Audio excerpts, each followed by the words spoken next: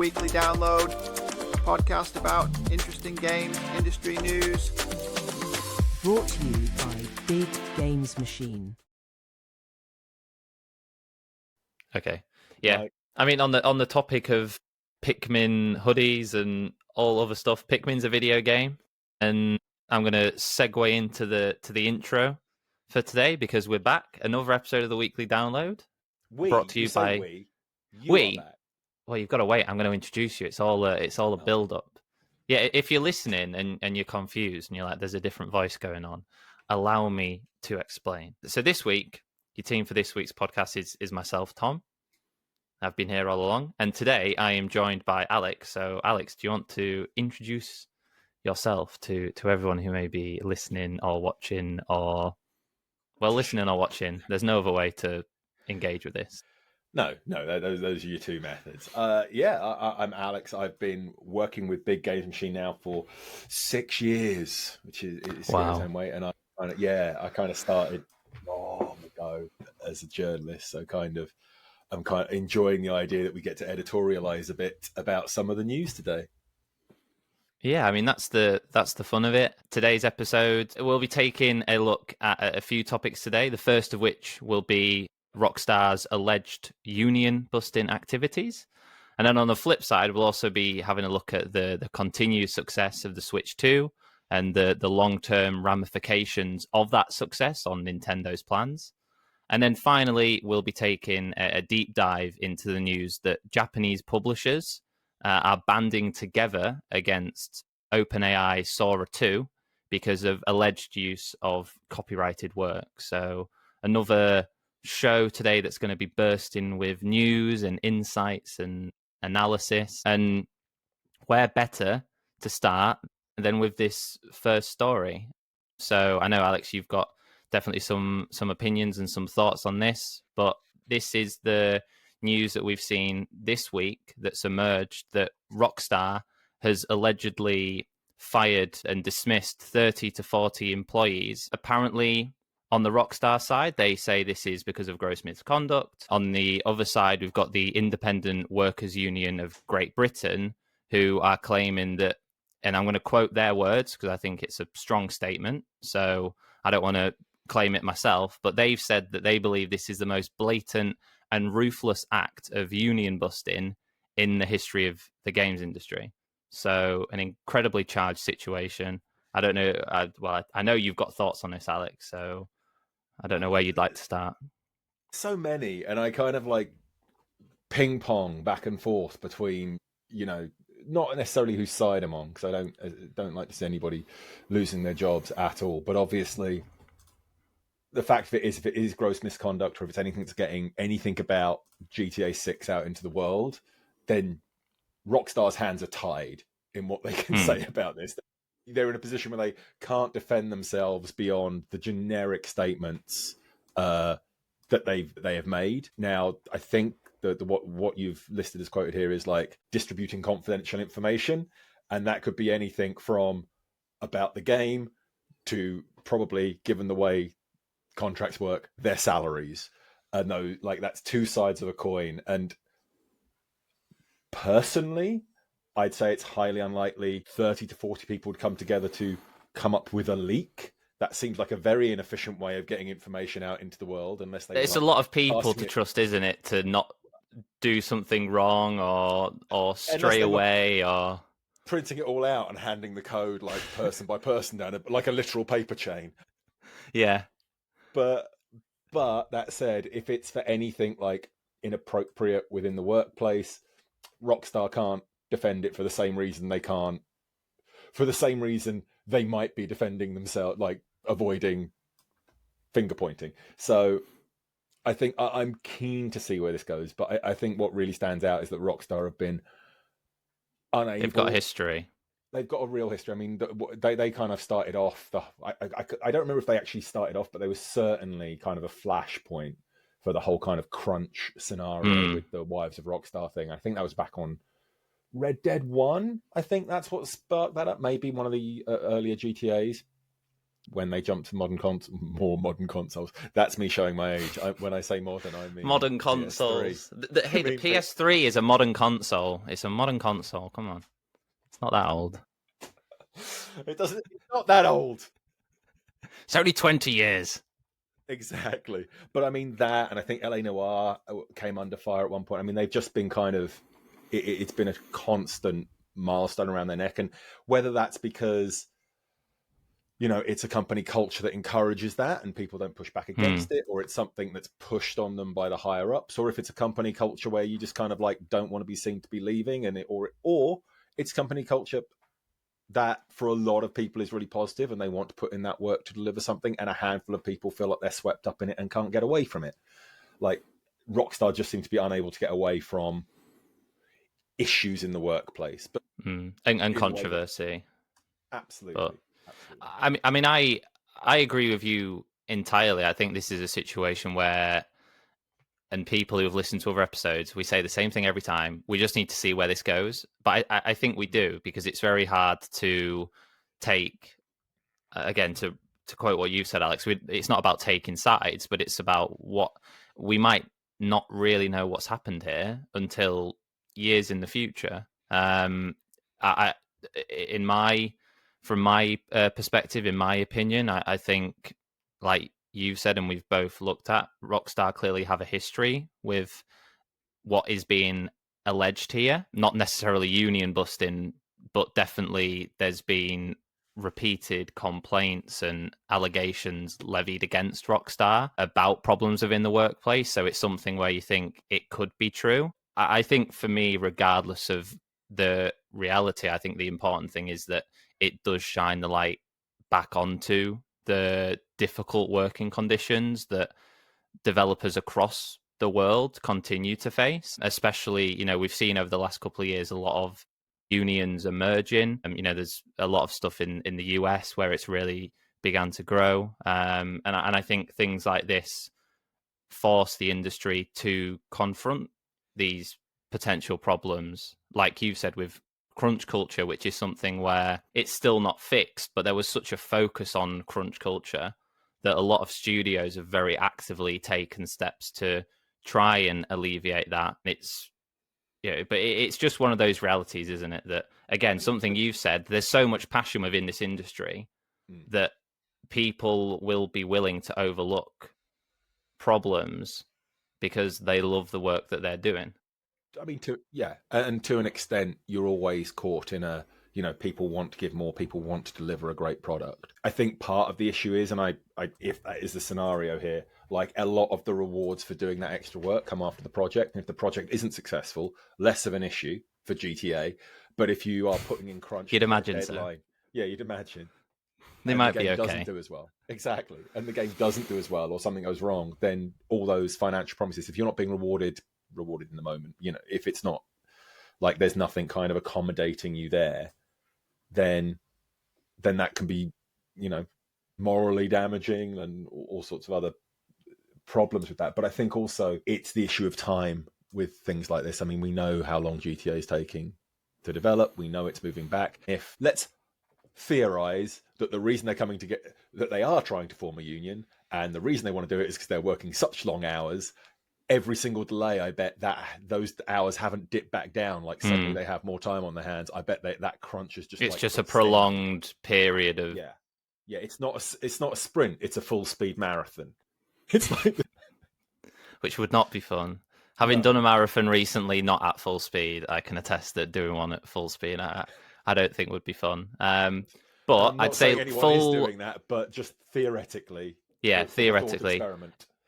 If we look at going full speed ahead, though, into our next story, which I think is something a bit more uplifting and a bit more positive, unless you're still a console war advocate and don't like Nintendo. I think it's an open secret that the Switch 2, despite maybe some naysayers, has been a massive success. And Nintendo this week have confirmed that since release, the Switch 2 has now sold north of 10.3 million units. It's the fastest selling console in the company's history, one of the fastest selling across the industry in history, and it's been such a success that Nintendo has actually revised its year one sales forecast from 15 million units to 19 million units. So I think whatever your take on the Switch 2 is, this thing's done extremely well. And I think Nintendo will be very happy with what they're seeing so far. I assume, do we know? I ask, is that the financial year, the first year of the game console being out, the first financial year? First financial year. So that Okay. the 19 million is the forecast for the first financial year. I was going to say 9 million by Christmas is a lofty goal. Hey, you wait to see that those Pokemon sales are going to Absolutely. I mean, I got a Switch 2 day one. I'm in an odd position where I saw a lot of people kind of like disappointed with it. I'm like, I quite like having it, but I'm not going to sit here and pretend like I've gone out and it's revitalized my Switch use. Hmm. And I think it sits as a really solid step up from what I had, but without Nintendo's habit of reinventing the wheel. They've just finessed. But it's an evolution, isn't it? It's and I think Nintendo were very transparent about that. This is an evolution. It's not a revolution. I think we've seen that in the approach to software as well, and it's another point that we've seen this week from Nintendo's earnings report is that Switch 1 sales have dropped 60% year on year, but Switch 1 software has jumped 20%, which I think to me backs the point that you're making, Alex, which is that people might not be engaging with this device more than the original Switch, but to them it's an upgrade. They're still buying software within the Switch library. And I think that's how Nintendo is trying to play this, is that, look, we understand that the original Switch at this point, I mean, some people would say that it launched underpowered, but at this point, it's very much, it's not, well, that's probably a bit too mean, but I think maybe 3 or 4 years in, a lot of people were clamoring for an upgrade, which this device is. I'm bouncing with uncertainty in case people want. It depends on what you viewed the Switch as. Like, I viewed it as a console for playing Switch and occasional indie games. Like, it was like A Night in the Woods and Stardew Valley. That was Great what game. my Switch was for until, the Steam Deck came out. And it wasn't underpowered for that, partly because Nintendo were very, very smart. I mean, yeah, okay, you could have probably squeezed a few more frames out of some Nintendo games, but they were always very smart around creating the games that fit that. Where it does become an issue is if you're a one console house and you're looking at the wealth of games that you can get on PlayStation and Xbox, and then it does seem underpowered because the ports onto Switch 2 or the ports on Switch 1 really dried up incredibly quickly from the other consoles for any major AAA game. But I think that kind of idea that people are using it as a step up, what's interesting about that compared to the competitors, or the other consoles, I should say, I don't know whether you class them as a direct competitor, is that from the PlayStation 4 to PlayStation 5, were there any games that you could only play on PlayStation 5 at launch, or were they all backwards compatible? Same with the Xbox.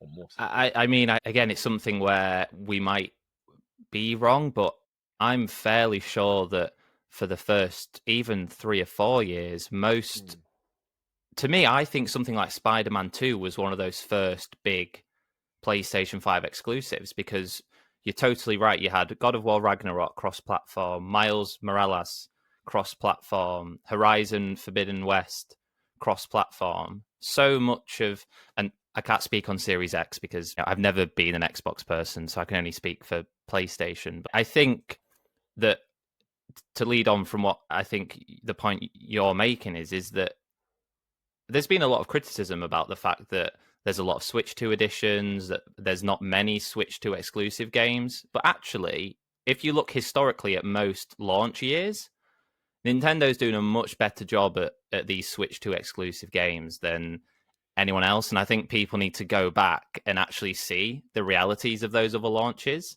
to recognize that fact. Yeah, and I think they've drawn a harder line, not a hard line, but a harder line under it than a lot of the other consoles have in this kind of window of their launches.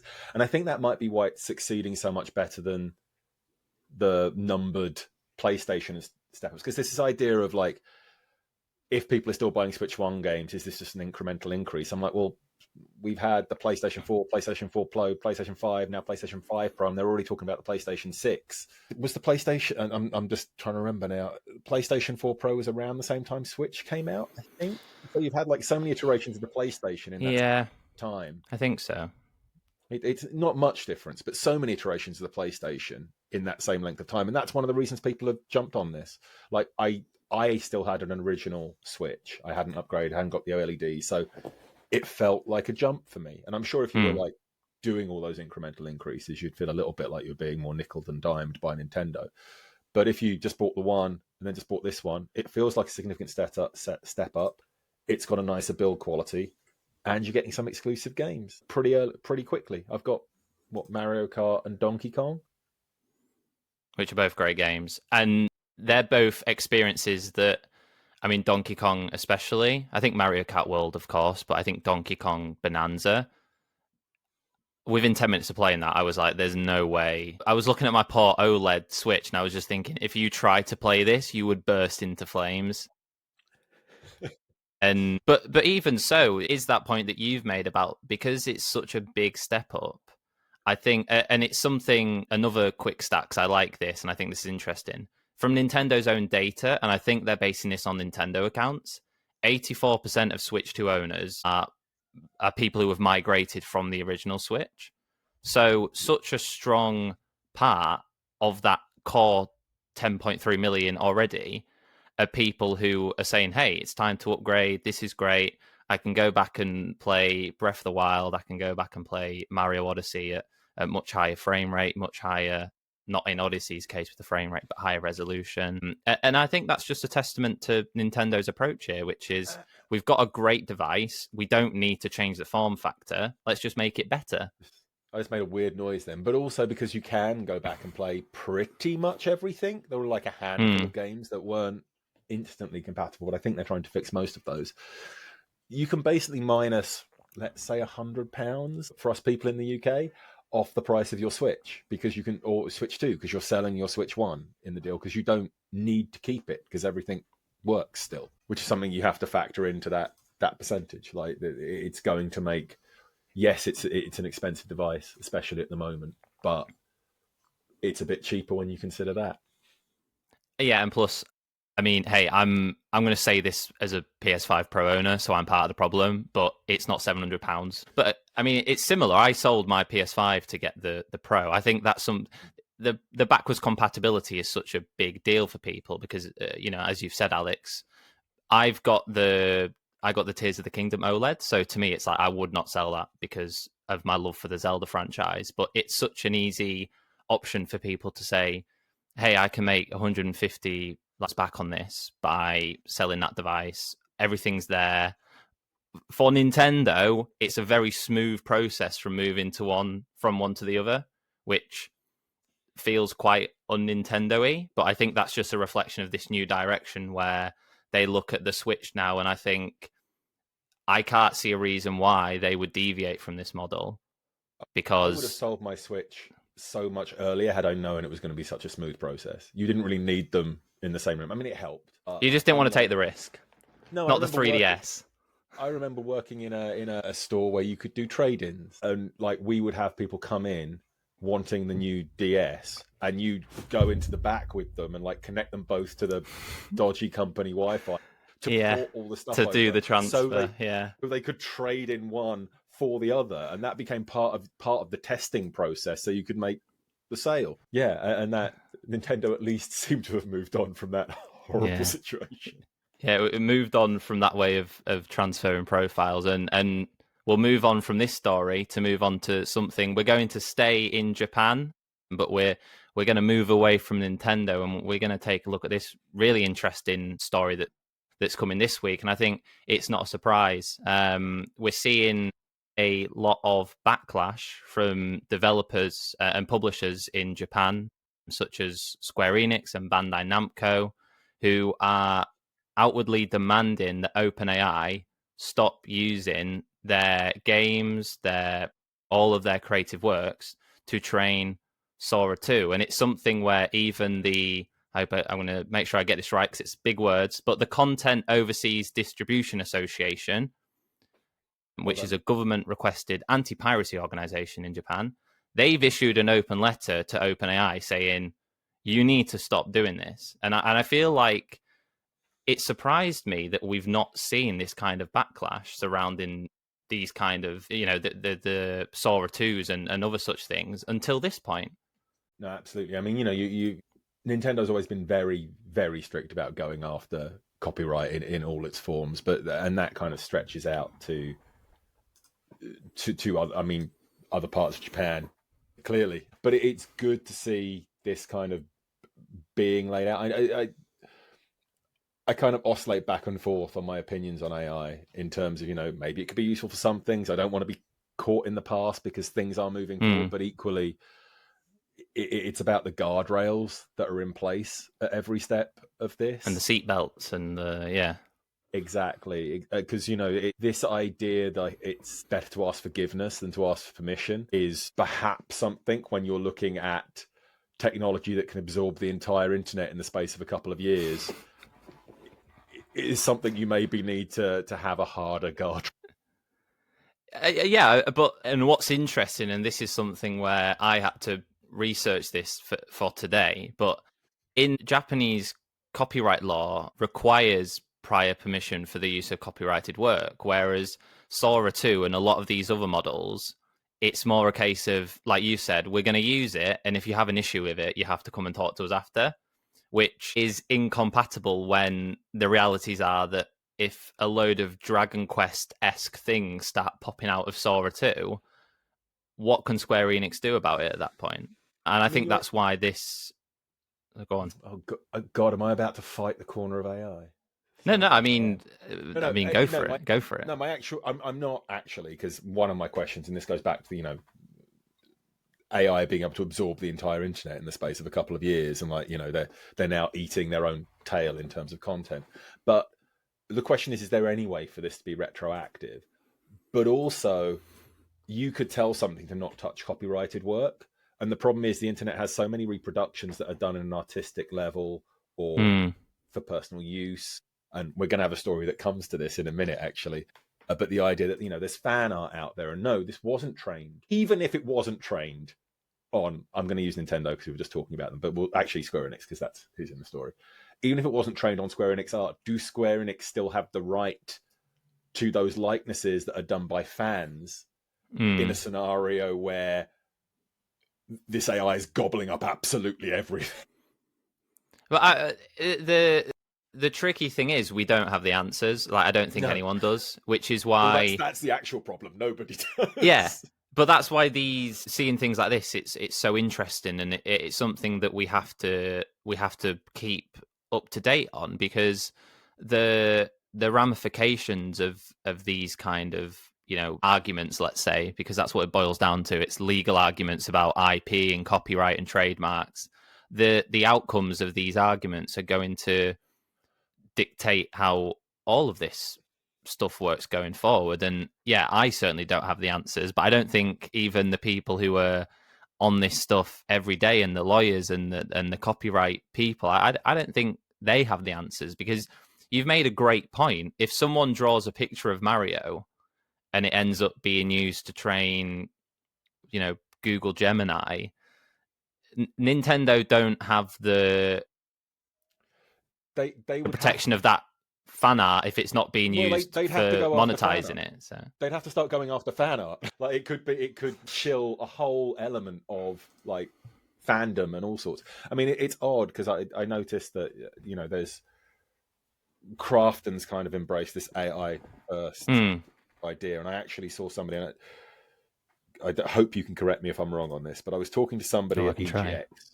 Yeah, talking to somebody at EGX who said, the guys that make, now I'm going to forget their name, Rush. What's the name of the Rush game? Hi-Fi Rush. The people that make Hi-Fi Rush are embracing AI. I'm like, it's Krafton, isn't it? That's Krafton now. I think you're confusing the people that bought Tango Gameworks. So in this story somewhere, you've got these developers who are being caught up in it as well, in terms of people's mindsets. Like, a publisher can embrace AI first, and we still don't know what that means. It might be that, they want to make sure they're aware of what AI is, or it might mean that they're going to use it to create entire games. Like, I doubt. I mean, Krafton have, just for context, because it's something again I've seen this week. Krafton have taken these first steps into clarifying what this stuff is. I think but a lot of it is, but this is the problem. There's so much news, isn't there? Which is why we tried to distill it down. But Krafton have said that, a lot of it will be about automating tasks and so on and so forth. Yeah. So a lot of it at the moment does seem to be quite vague, this and that. It is something to see, well, where will they go with it? But I mean, it's a really valid point, because we're seeing this split where some companies seem to be embracing it and others seem to be doing the opposite. But then even, is it a case with this story where Square Enix and Bandai Namco aren't opposed to it? They're just opposed to open source models using their data. Sure it's the second one of those two options. Yeah. I think AI is becoming kind of inevitability at some level, absolutely. But, Krafton saying that means nothing until they kind of define it. Like, I think you're probably going to see possibly a similar level with a lot of companies. It's just how they're defining it internally with how they operate. But yeah, I found it very interesting that somebody was like, yeah, the guys that made Hi-Fi Rush are just using AI to make their games now. I'm like, that's a misunderstanding on about 4 levels. It's just the classic, publisher makes this game, so every game is under the same umbrella. There's developers and there's publishers here, and we don't know how. Well, for all we know, there might be studios at Square that are like, oh, we love this, and Square are like, oh, hang on a second, but we don't know. It's such a nuanced debate, because really we're still learning, and the studios are still learning how they can use these tools. I know Nintendo recently came out to clarify something where people were like, oh, Nintendo are kind of going down on AI, and they were like, we're actually not. We're not on it, but what we're doing here is just protecting our IP. It's not about the AI, it's just about protecting IP. And I think this is a similar story, but again, it's something where I imagine this will unfold in the weeks ahead, in the months ahead, in the years ahead. But I think it brings up some really valid points. And on your mention of fan art, I think we'll head to this week's rapid rundown, and I think the story that we'll start with is this fan art story, which is just fantastic. I spotted this earlier the week on Nintendo Life, and before we start recording, Alex, you were talking about this being like a real legacy of the past, and I'd like you to mention that again, because I think it was such a interesting point and just really true. Well, yeah, it goes to a very odd story that I told you earlier in the week, which is like, I used to really like Street Fighter because I'd only play with my friends and I only knew how good people were around me. It didn't matter how incredibly talented some people were out in the world. Like, it only mattered that in your circle you were okay. Yeah, my jumping high kick, low sweep got me through enough games that it was fine, and we could all have fun. And I saw the same thing here, because a lot of this art was like, it was sent in as fan art, and now it would be posted online, it would be commented on, you'd see how good other people's were, you wouldn't get these kind of weird relics and artifacts. Like, one of the ones in the story that jumps out to me, it looks like Mario going into He-Man, because there's like the castle of Eternia, and then like this Sword of Omen sticking out the top of it. I'm like, sorry, not Castle of Eternia, it was Castle Grayskull. And all of this is kind of amalgamated into this one thing, and like, to see that now, that's one of the better pieces. But then you go down the list, and some are just like, you don't know not who good. They're drawn by. I'm sure most of them are better than anything I could do. Like, I'm not pointing the fingers like that. I'm just saying, like, to post it online now, you'd have to be brave, have a very thick skin. Exactly. I just feel like this is something that won't exist again. No, we'll never be able to. We'll never be able to go. And for anyone who's new, for anyone who's listening that's new or watching that's not watched before, all the stories that we talk about, including these ones, can be found in the description. I really recommend checking out this story. It's from Nintendo Life, and it's just great to see some of this old art. And there's a Yoshi one in there where there's like Yoshi, and it's different, like a multiverse of different Yoshis from like Terminator or something. There's some weird Yoshi stuff in there, but a really fun piece. And I think something else. Oh, sorry, go on. No, it's great. It's like your mum finding a Mm. shoebox Or of your your old school art. drawings. Yeah. Oh, was that me? I think mine, if I drew something now versus 20 years ago, you wouldn't be able to tell. Like, it'd probably be lower in quality Yeah. because Yeah. I don't pick up pens anymore. I just type all day, so it would be terrible. But something that's not terrible, and again, really funny. I love this. I think this is, a lot of people look at how cynical and profit driven the industry is now, and it's not how it used to be.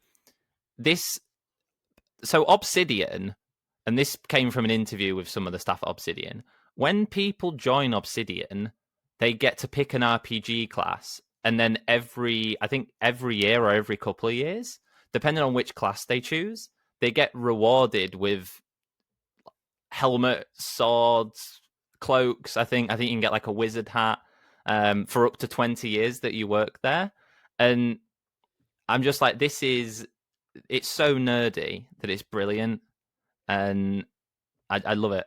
I I love it. just sit there going like, there must be some classes that just end up like you feel like you've like, can I Really respect, lost like, out. 5 years in? Can I respect? Like, I'm an herbalist. I don't really need a herb rack while my mate's got a silver sword. Like, it just seems we started at the same time. This doesn't seem fair.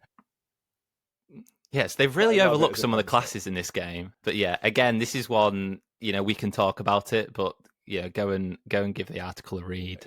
Just because hey, it's funny, and I think it's so Obsidian.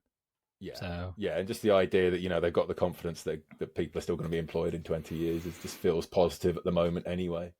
I mean, hey, if you're getting a sword after like 5, I'm thinking, well, what do you get after Absolutely. 10? Well, it was Do you get like an Silicon army? Knights. Silicon Knights used to do something different. I think it was after 10 years you got a full suit of armor or something. Like, it was wild. That'd be pretty good. Hmm. I'd love a sword. But you're right. I do love the idea that someone after 5 years, if you're a mage, you just get like a wooden stick, and then someone rocks up next week with like a massive like katana or something, and I'm like, yeah, can I start again? Is there like if I take a salary hit, can I like respec my class and go again? Because I don't want a potion rack. I'd much prefer a shield. I'm too far gone in this. Yeah, we can't start again. Something else that we've seen less funny, more factual, but again, I think there's a funny angle here. A story from PC Gamer this week that 72% of developers think that Steam has a monopoly on PC games, and to me, the real question is, are we not like 100% in agreement that Steam has a monopoly? I mean, like you said, Alex, before we recorded, this is a monopoly which everyone's fairly happy with, which we don't see very often. But I'm like, who, people buying games not from Steam on PC? It is problematic. It falls into the same area as like Epic going after Apple for like their share of money and things on it. Like, I see the issue there, but you're absolutely right. Like, we work with, we'll have like Epic Store codes, and people will be like, do you have it for Steam? It's like, it's just what people want. It's the one platform to launch everything from. And I did think originally the Epic Game Store would kind of correct this, because not because of anything they were doing with free games, which is they still do, and it's great, but because everybody was launching Fortnite from it, and so many people played Fortnite, I thought they might just jump over onto playing other games there. It's not popped up off in that sense, and I'm happy with Steam. I'd rather have everything in one place. I've got my Steam Deck on top of that. Like, it's just convenient, isn't it? Now. Yeah. I think it's that convenience that people just love. Like I said, I think it's funny because you don't often see a monopoly where people are turning around and being like, but everyone's so, I think Steam's proven itself at this point that, it's hard to look elsewhere and be like, oh, other stores have a better offering. Yeah. And I think that you've seen so many, you've seen EA, you've seen Ubisoft as two examples of companies that came onto PC with their own thing and not very quickly, but realized that there's just no point. Yeah. Yeah. We're losing out on on revenue, and I know it was a really big thing with Ubisoft in the past couple of years, where they're quite desperate for revenue, and they're like, well, why are we not releasing games on the biggest platform on PC for the sake of having Ubisoft Connect, which I've never had anyone turn around and be like, hey, Ubisoft Connect, hey, I'm really glad that I can buy my PC games on there. Just buy them on Steam. I've got some games on Ubisoft Connect, I'm sure. But I bet you'd rather just have them in your Steam library, your giant probably. Steam library of thousands of unplayed games. Yeah. I mean, the issue is purely that when the problem that it creates is that when Steam makes a mistake for your game, and we hear like, you know, all sorts of things about that. There was a story I think this week about it glitching, and like the people who had wishlisted it didn't get an alert or something along those lines. And when something like that goes wrong, it can sink you, and you've got nowhere else to go. But I think that's just, you know, it's the same for anything that launches on any of the consoles as well. Like if it's not managed correctly, or if there is a problem, it's going to impact you even more when that's the only option. But yeah, you're right. Who are the 28%? Yeah, I mean, it's odd to me. The idea of that coming up as a question and being like, who has the monopoly on PC games? And there's someone there who is like, where's Origin on this form? And like they've gone right to the bottom and done it in as a write-in. But yeah, I think on that humorous note, that's where we're going to wrap up this week. You know, to the listeners, to the viewers, thank you for tuning in to another episode of the Weekly Download. To Alex, thank you for joining us for your debut episode. I think that you've done very well in your audition. Maybe you'll be back. Maybe. We'll have to see. I'd be very happy to. Oh, good. No, I'm glad to hear that. But yeah, that's it really. You know, be sure to subscribe wherever you get your podcasts from. We aim to deliver fairly quick summaries and very detailed analysis of some of the biggest stories of the week. But if you're listening and you're thinking, hey, I'd rather read this news, first of all, why are you listening to it as a podcast? What you can do is subscribe to our brilliant weekly download newsletter, which is available on LinkedIn. But then if you want even more news and you're desperate to hear even more from me in particular, be sure to subscribe to our daily download, which is the daily drop of all the biggest stories, Monday to Friday, into your inbox. Nice and easy. You get all the biggest stories of the day straight to your inbox. And you can find the link for that in the description below. But other than that, thank you for downloading. We'll be back next week with more stories and trends, and we'll catch you then. Goodbye.